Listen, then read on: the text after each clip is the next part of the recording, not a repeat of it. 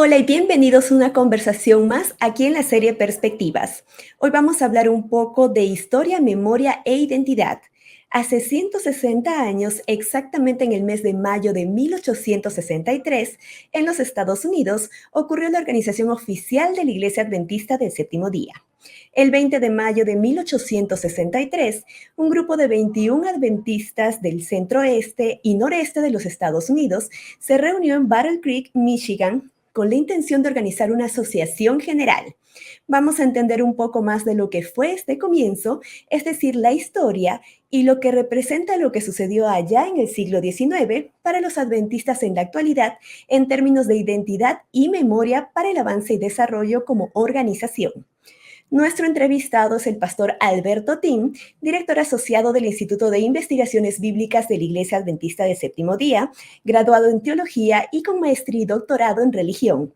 Es un profundo estudioso de la historia del adventismo y del desarrollo de las doctrinas adventistas. Pastor Alberto, bienvenido. Muy bien, es un privilegio para mí participar de esta entrevista y un saludo a cada uno que nos está mirando y escuchando. Estamos muy contentos de su presencia aquí para poder aclarar o conocer un poco más de la historia de la Iglesia Adventista. Pastor, vamos a iniciar entonces con esta conversación con una pregunta bastante interesante. Es curioso que según los historiadores, por ejemplo, el liderazgo adventista emergente no quería organizar una asociación como ocurrió en el año de 1863, sino que hubo cierta resistencia quizá inicial, pero luego se decidió por esta estructura. ¿Por qué ocurrió esto de que quizá al inicio tenían un temor, pero finalmente optaron por esa estructura? Bueno, yo creo que hay dos factores básicos que ejerceram esta influência anti-organização. Uno de ellos, um milerita de nome George Storrs, ele dijo uma vez, escreveu hasta, que nenhuma igreja pode ser organizada por vontade humana sem que quede como Babilônia en el momento de sua organização. Então, havia uma fuerte, uma fuerte influência adentro del milerismo mismo, ou seja, del grupo que seguia Guillermo Miller, de que a eleição de um nome e também a adoção de uma estrutura organizacional deixara a igreja como Babilônia. Por lo tanto, havia rechazo a la ideia de uma organização arriba del nível de la igreja local. O outro fator é que alguns de nossos pioneiros, incluso Josué Himes, que não quedou como adventista del sétimo dia, pero era o grande organizador do movimento milerita, vindo de uma igreja congregacionalista que se chama Conexão Cristiana.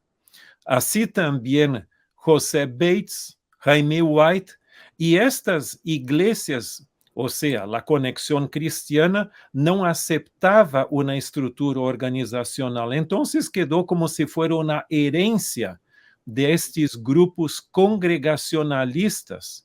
Pero chegou um ponto em el qual, hasta mesmo Jaime White escreveu algo nesta direção, dizendo: teníamos medo de ter uma organização, pero não ter uma organização nos deixou como se fuera Babilônia, uma confusão. Então, com o tempo e a despecho da resistência, surgiu a necessidade de uma estrutura organizacional arriba del nível de la iglesia local. Es que en realidad siempre, cuando va creciendo también la organización, una institución, siempre es necesario tener allí ese tipo de estructura, ¿verdad? Se puede dar un poco de temor quizá al inicio, por lo que usted nos mencionaba, sin embargo, es importante esa organización. Y esta organización, pastor, ¿fue un evento o parte de un proceso mayor quizá? Bueno, Carol, é interessante que algumas pessoas dizem: a Igreja Adventista del Sétimo Dia foi organizada em 1863. Esta declaração é parcialmente correta. porque ali foi o clímax da organização, pero a organização foi um largo processo. Eu vou mencionar alguns detalhes que creio são importantes.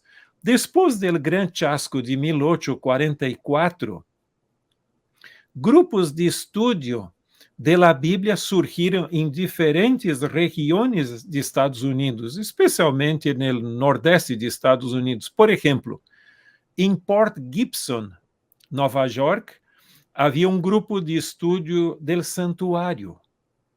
Por sua vez, em Portland, Maine, teníamos o grupo que recebeu o dom de profecia de Helena G. White. Por sua vez, em Washington, não Washington, aqui cerca da Associação General, pero há muitas cidades com o nome de Washington, em Washington, New Hampshire, surgiu um grupo de estudo da verdade del sábado.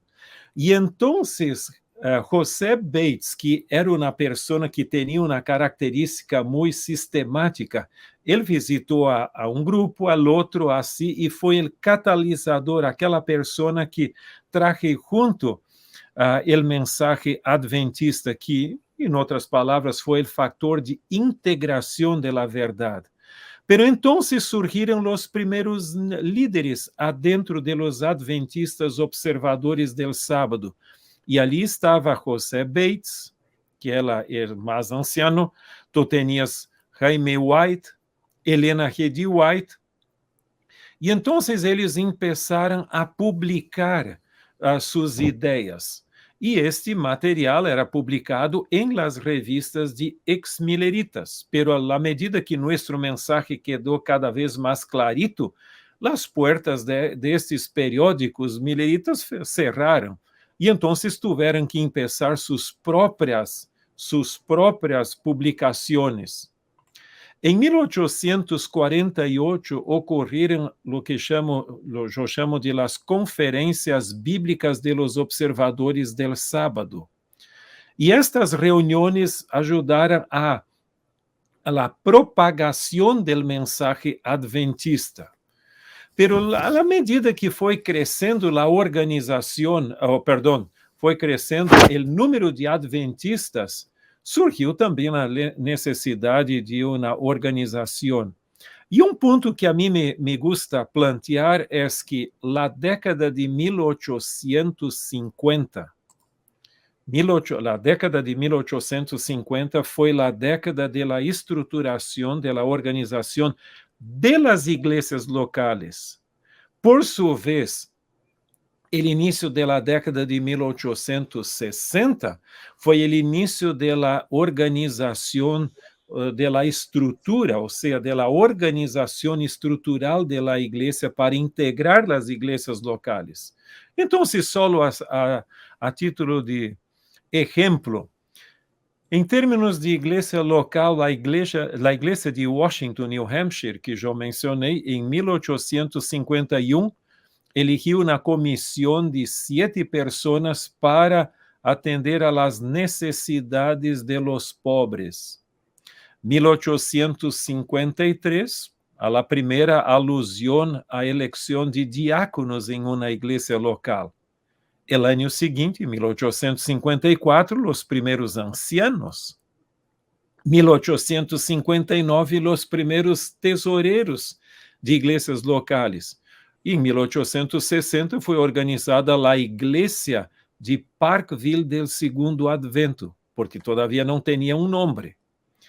Pero então, com a obra de publicações, ou seja, nós teníamos nossa pequena editorial, havia a preocupação que se Jaime White, que la manejava, morrera, então quedava como herança para os filhos que todavia eram pequenos e não podiam vender a editorial. Então surgiu a ideia de que necessitamos, ou a necessidade de uma legalização de nossa editorial em el estado de Michigan. E então foi a discussão, porque não há possibilidade de organizar, ou seja, de oficializar, legalizar uma entidade sem um nome. E então vino a discussão, que nome vamos a ter? Alguns disseram, mira, o nome Igreja de Deus. Los outros, Adventistas del Séptimo Dia. Pero entonces se chegou à conclusão que o nome Igreja de Deus era muito arrogante. E entonces elegiram Adventistas del Séptimo Dia. Pero entonces, neste processo, é interessante que no ano 1861 foi organizada a primeira associação no estado de Michigan. Depois, no ano seguinte, 1862, 6 novas associações. Então, tínhamos 7, pero eram como entidades por sua conta. Tu sabes que algumas igrejas são assim, são igrejas nacionais, pero não têm uma corporação global. Então, eram nessa situação.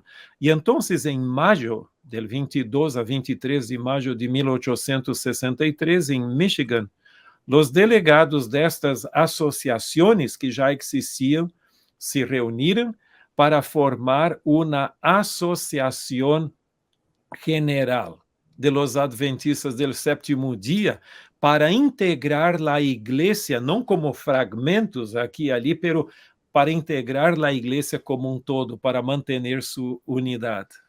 Ujú.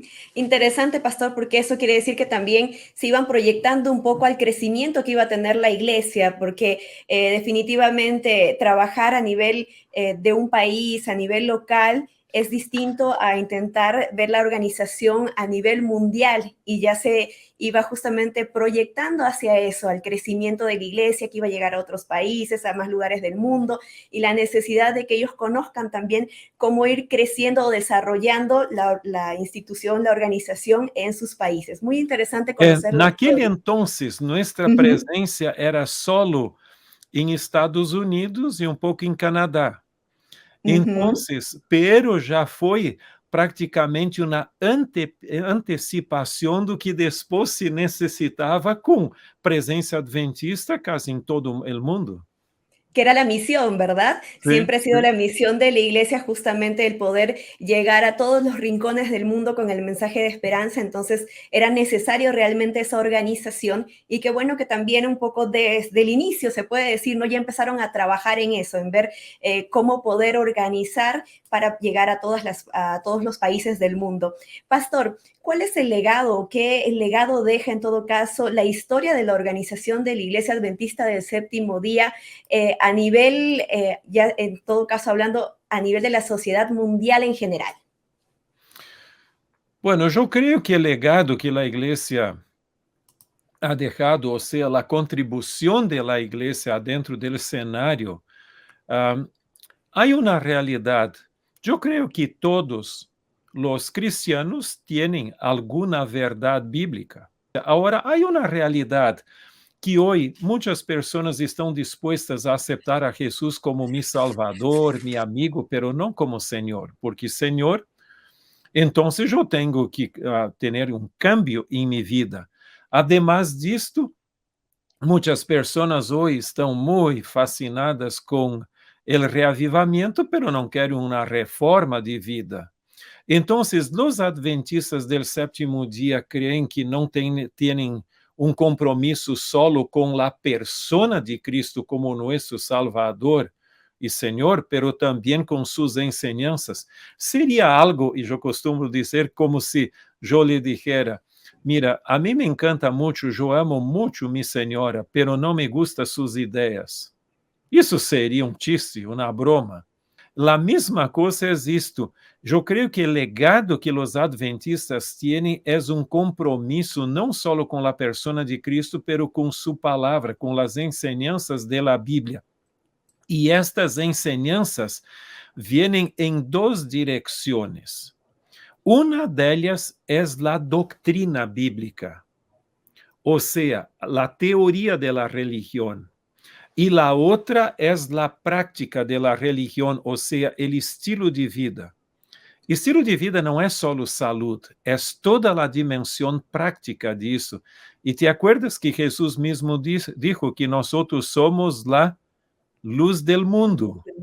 Y al mirar nuestro estilo de vida, las personas van a ser levadas a alabar a Dios.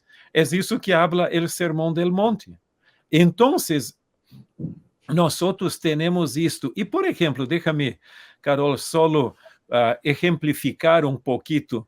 El cristianismo como un todo tiene la idea de que el ser humano tiene un cuerpo con una alma inmortal. El cuerpo es mortal, la alma es inmortal. Por lo tanto, o que yo tengo que hacer en términos de religión es purificar o dejar mi alma en buena condición ali para la eternidad, para no ir al infierno, quizás hasta al purgatorio, pero al cielo. Pero nosotros creemos en la enseñanza bíblica que el ser humano es un todo indivisible. Por lo tanto, não é que temos uma alma, nosotros somos uma alma. Por lo tanto, isto cambia completamente a dimensão do ser humano, porque eu tenho que não só cuidar de minha saúde espiritual, pero de minha saúde física, social, emocional, em todas as dimensões.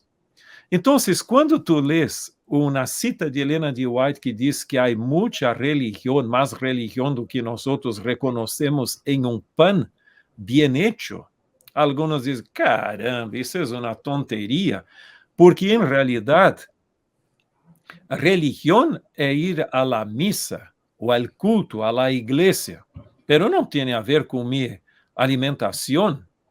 Pero sabes, todas as dimensões, se eu sou todo indivisível criado à imagem e semelhança de Deus, eu tenho que cuidar de todas as dimensões da religião, porque não há vacação em termos de religião ou alguma esfera de minha vida que está fora disto, não. E esta visão integral de los adventistas ejerce uma forte influência não só em nossa filosofia de educação, de educar o ser humano integralmente para esta vida e para o futuro, pero também em nossos princípios de saúde. E poderíamos agregar muito mais, pero Carol, eu creio que já falei suficiente sobre isso.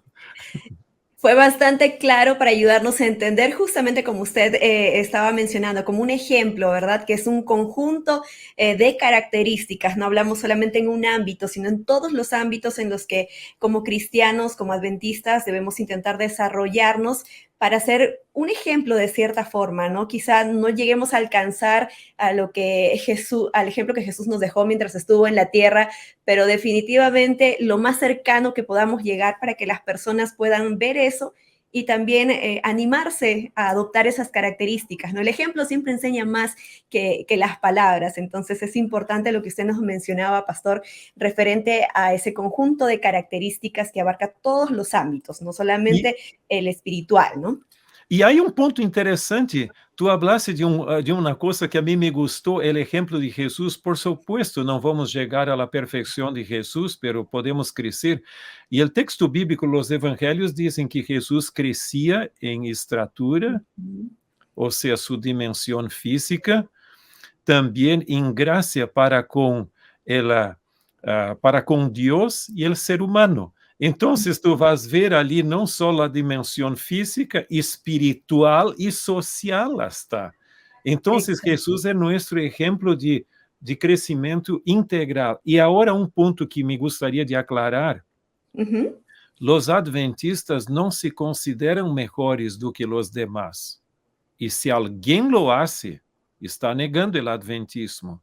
Porque eu creio que todos nós outros seres humanos temos oportunidade de viver o cristianismo. Agora, eu creio que nós temos uma responsabilidade em relação com a luz da palavra de Deus que heredamos de nossos pioneiros. Claro que sí, pastor. Importante resaltar eso que usted mencionaba, porque a veces quizá en nuestro afán de crecimiento, de mejorar como personas, de mejorar espiritualmente, podemos llegar a creer que estamos mejor que otras personas y eso puede interferir también un poco justamente con lo que tiene que ver con la misión como cristianos o como adventistas. Entonces es importante tener en cuenta eso en nuestra mente. No somos mejores que los demás, simplemente somos personas en todo caso que están allí intentando mejorar, intentando crecer y también contagiar a otros para que busquen también ir mejorando en su vida, en todos los ámbitos de su vida. Muy bien, pastor. Vamos a seguir entonces conversando un poco más sobre la historia. Importante conocer estos datos para poder también analizar aspectos como los que veníamos mencionando, que nos van a ayudar a nuestro crecimiento como cristianos, como adventistas. Y en los últimos 160 años, pastor, ¿usted qué podría destacar como elementos marcantes de la identidad de la Iglesia Adventista del Séptimo Día, que hoy tiene más de 21 millones de miembros en todos los continentes?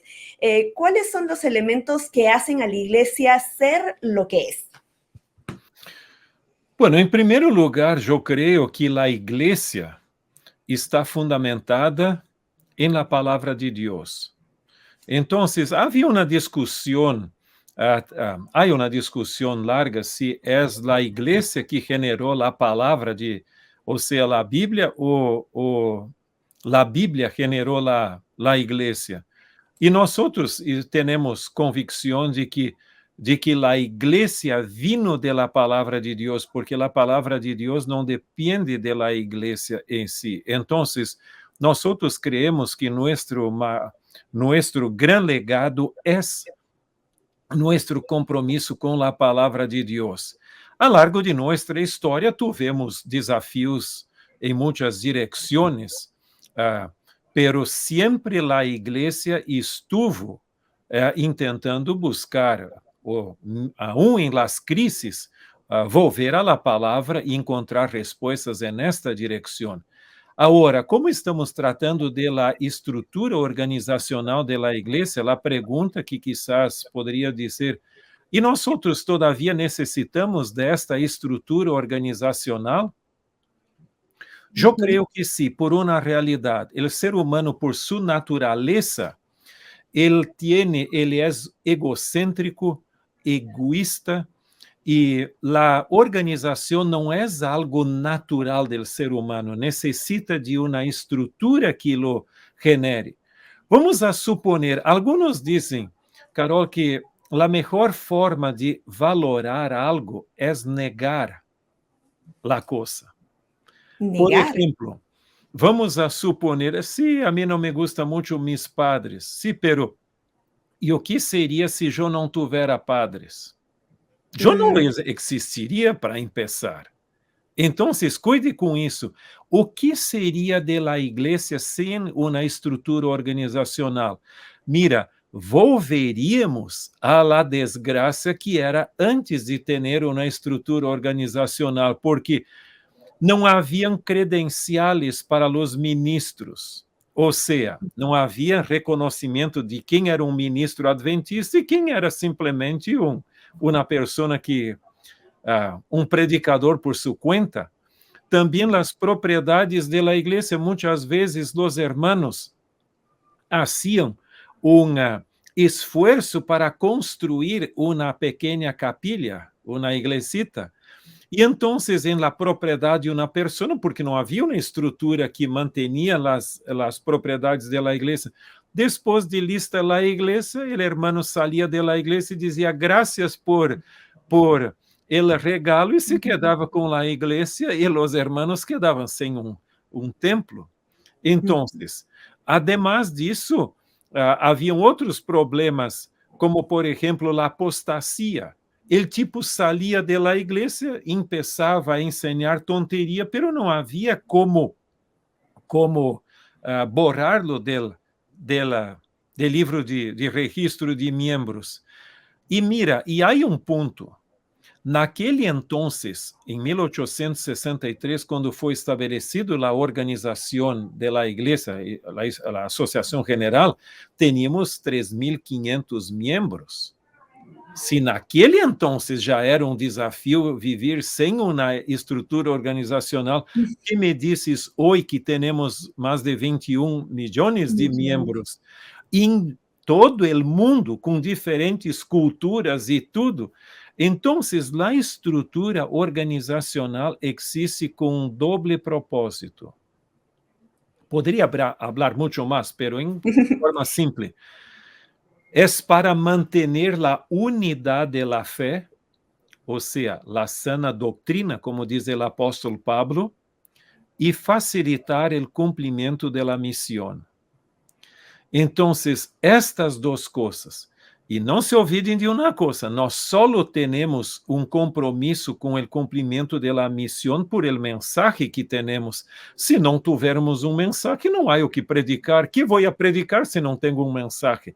Então, a base da palavra de Deus é fundamental hasta para a existência da igreja.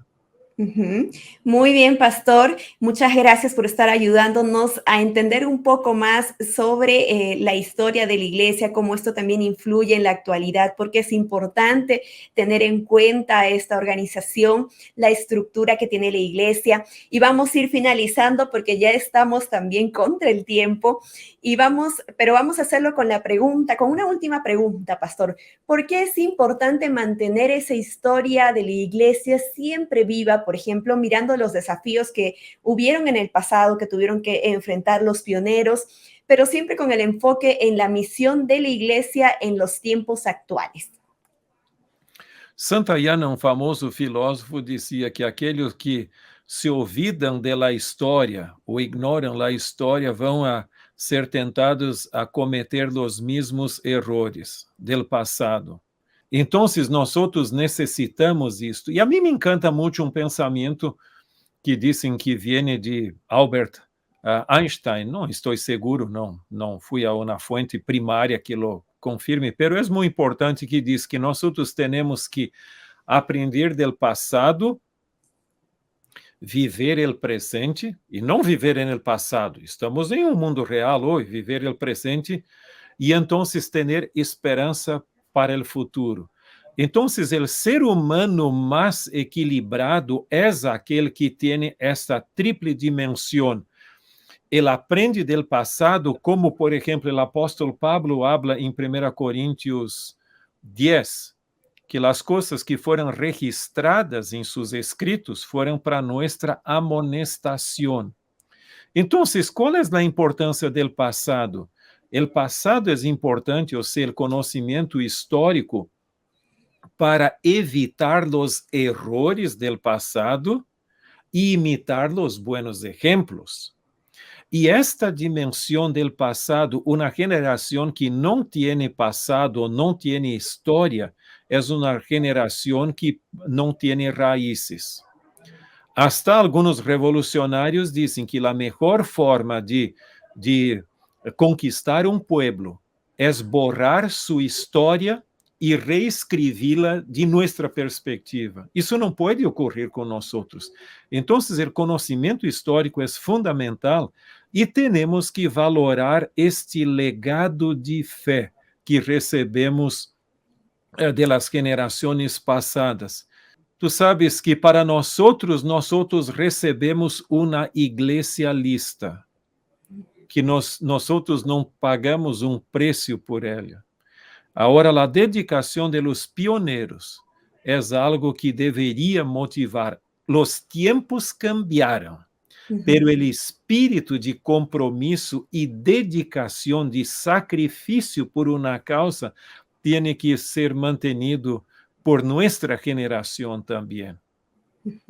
Muy bien, pastor, así es. Ejemplos, ¿verdad? Como mencionábamos también, ejemplos de lo que podemos hacer, de cómo podemos mejorar y también de las cosas que no debemos repetir. Por eso es importante mantener la historia viva, la historia de la iglesia adventista.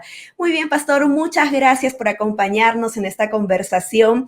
Antes de despedirnos, vamos a hacerlo con una oración.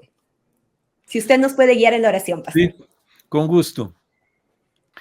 Padre nuestro que estás en el cielo, muchas gracias por el don de la vida, de la existencia, por el conocimiento de Jesucristo como nuestro Salvador personal y también por su palabra. En ese momento, después de nuestra reflexión un poquito sobre la historia de la organización adventista, que tú puedas bendecir a tu iglesia y que podamos mantener la unidad de la fe por tu gracia y también cumplir la misión que nosotros tenemos de predicar el evangelio en todo el mundo. A nosotros nos gustaría mucho ver Jesús volviendo en las nubes del cielo en nuestra generación. Bendice a cada uno de nosotros, a los miembros de esta iglesia que sean leales a ti, tu palabra, también a los amigos que nos acompañan, que no son miembros de la iglesia, pero que tu bendición esté con ellos de una forma muy especial también. Y que juntos estemos en tu reino eterno muy pronto, en el nombre de Jesús oramos. Amén. Amén. Muchas gracias, Pastor, nuevamente por acompañarnos. Un gusto tenerlo aquí con nosotros. Y muy bien, amigos, ahora nosotros entonces vamos a despedirnos, a terminar por aquí esta entrevista de la serie Perspectivas, pero si ustedes quieren saber un poco más sobre quiénes son los adventistas del séptimo día, qué hacen y cómo se ha desarrollado también este movimiento, entonces visiten el portal adventistas.org/es y allí también van a poder encontrar las novedades de la iglesia en el día a día. Así que sigan la página, visiten y vean toda esta información. Nosotros nos reencontramos en una siguiente entrevista, en una siguiente conversación de la serie Perspectivas. Chao, chao.